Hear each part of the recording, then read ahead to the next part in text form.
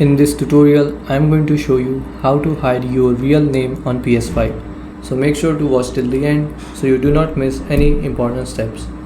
So first go to settings, go to users and accounts, go to privacy, wait for it to load.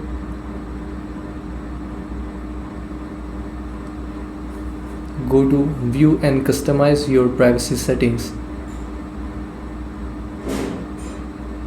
Now go on who can see them in search results.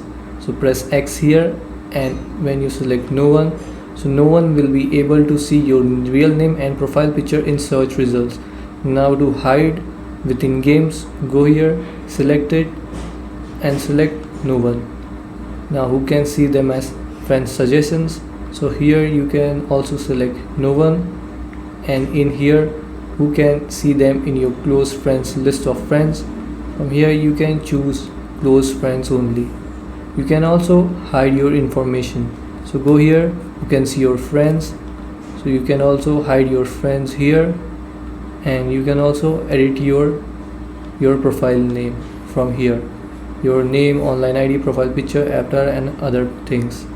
You can also change your activity settings here. So this is how you can hide your real name on PS5.